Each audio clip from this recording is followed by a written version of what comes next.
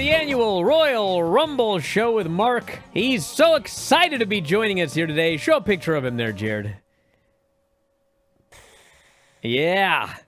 For the new listeners, I'm some guy. You love the Royal Rumble. I do. My wife was like, I want to watch the traitors, and I need to watch Love Island. I'm going to do my finisher to you. Nope, I'm going to do my finisher to you. Won't that be fun, guys, if we have a heart hands? 40 years of my fucking life that I've been watching this shit. Hey, Brian Alvarez of the Wrestling Observer newsletter. Hang out with his old buddies. I don't know how iguanas look when they die.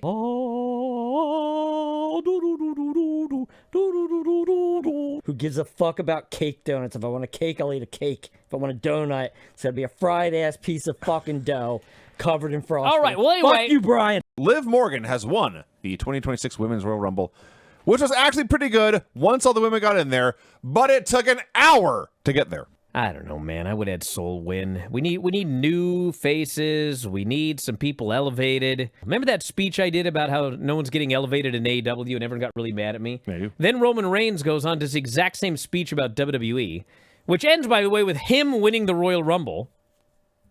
Gunther, your winner via TKO, and AJ must retire. These fans were stunned. Silent! He did not smile.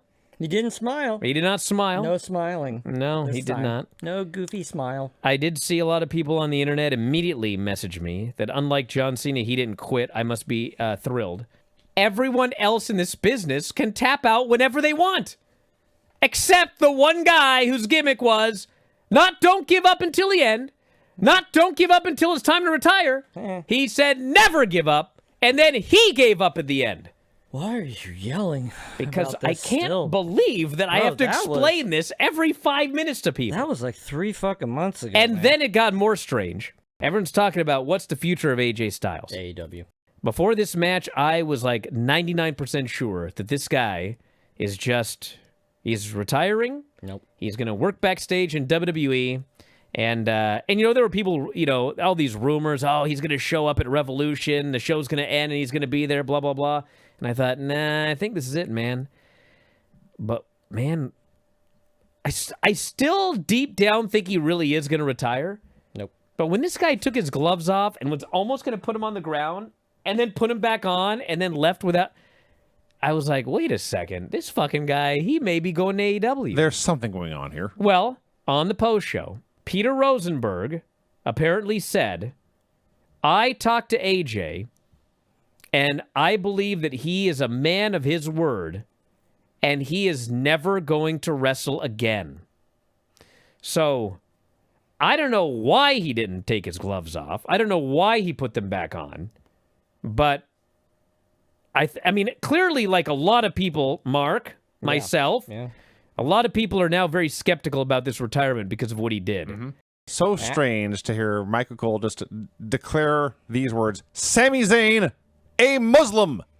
That's what he said.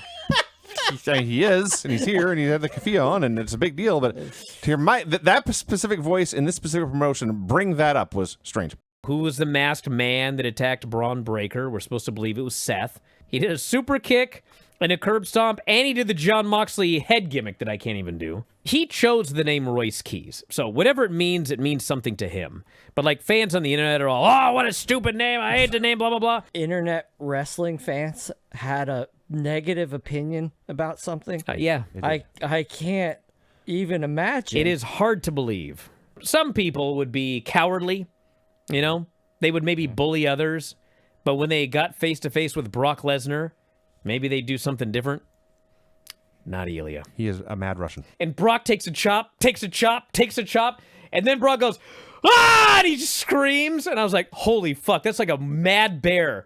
And then he fucking killed this guy. But I got to give Ilya all the credit in the world. And then Roman's like, you want to do it again? And this fucking moron Jay decides he's going to do another encore. A third entrance. And Roman Reigns punches this fucker out. And as much as people love Jey Uso, they popped big for this spot, and so did I.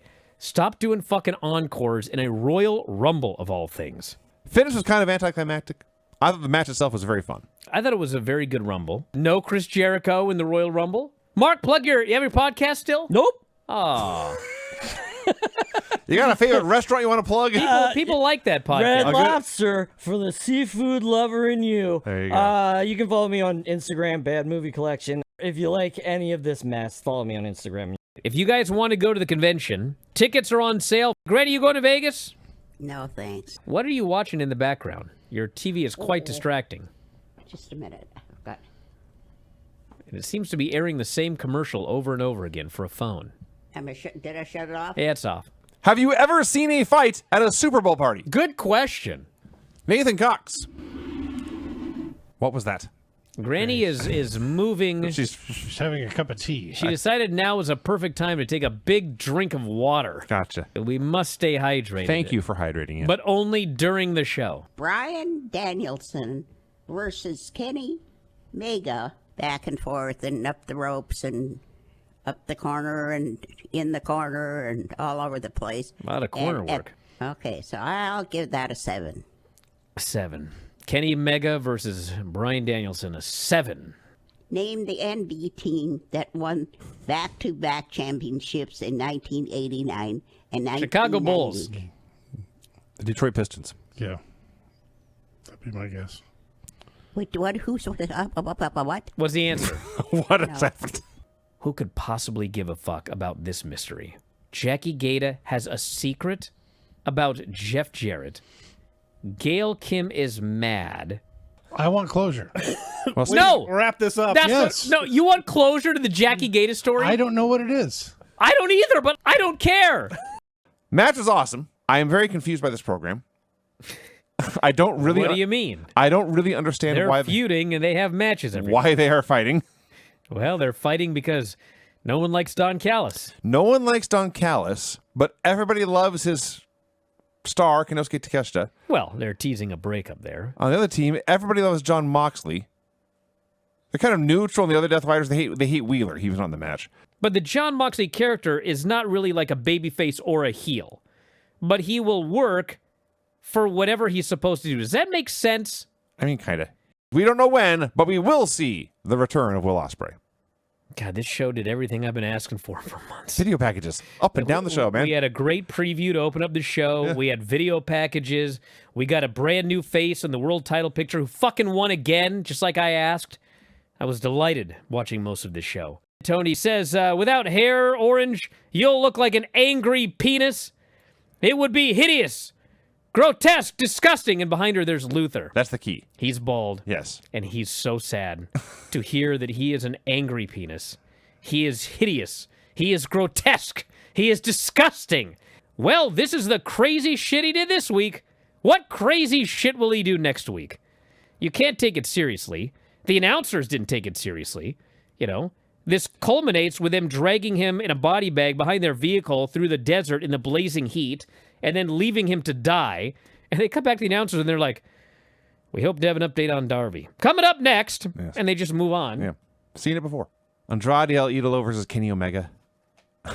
This match was so awesome. Yes, it was. Andrade won, and And they were pushing the whole match. Omega was at his best, and he looked at his best. This felt like a very, very big win. for you Andrade. know what? He needs to beat Hangman. I think the pay-per-view match needs to be Yeah. Andrade versus MJF. I know we're in Las Vegas, Nevada, but apparently there was a lot of Ohio State fans in the crowd because I heard chants of Buck Eyes, Buck Eyes. Is that what they chanted? I believe so, Yeah. as far as I can tell. The look on MJF's face when they started chanting "fuck ice," but he gets this look on his face like, He was not prepared. and they get a close-up of his face. It's now a meme. Yeah, sure. It's going to be used until the end of I've time. already seen it. They've green screened it. Oh, yeah. You can put it anywhere you want It now. will be used until the end of time. Yeah. So Brody just walks up behind him, hooks his hanging sleeper. MJF's out. Brody hits a cannonball and the Gonzo bomb and pins him. It's perfect. But I thought overall this was an excellent Dynamite. Very, very one of the good best show. in a long time. I thought it was the best show they've done in a long time. I thought it was better, and they clearly, not going to say it's because of me, because clearly it's not, but somebody has figured out, how could I say this? The show fucking sucks, and we need to make some changes. And so I could see changes being made on this show, and that's a positive. Shawn Michaels telling Robert Stone, or Rob Stone, as he goes by the end of the show. But he names him the new interim general manager with no further explanation or follow-up. Bro, they didn't mention Ava's name at any point during the show. No announcer mentioned it. No wrestler mentioned it. She has never existed. Basically. Vanished off the face of the earth. Tony D'Angelo comes out for a promo. There's symphonic metal music. He comes out like a thick, untattooed Aleister Black. Still a Tony D'Angelo promo, but angry and serious instead of happy. Well, at least he talked. Yeah. Nobody gave a shit about the bearded mute. Like, he would show up, and, like, there would be a reaction because it was a guy, but they didn't care. And this was him kind of throwing that gimmick away. Now he's still Tony D'Angelo, but now he's a Division I All-American ass kicker. And he's a bad dude. Oh, yeah. And he's a good worker. He was a D1 All-American and wrestler. hopefully they can do something with him. Oh, yeah. Because whatever they were doing before was not working. Ladder match for the vacant NXT title. Ricky Saints versus Shiloh Hill versus Keanu Carver versus Dion Lennox versus Shawn Legacy versus Joe Hendry versus Jackson Drake. Shiloh Hill has taken a busted ladder and is using it as stilts to approach the middle of the ring. And then we realize everyone has stopped and stared. All of the other 6 dudes have all stopped fighting to watch Shiloh Hill do a stilt walk. At least 5 of these guys, I don't think had ever been in a ladder match in their lives. Yeah.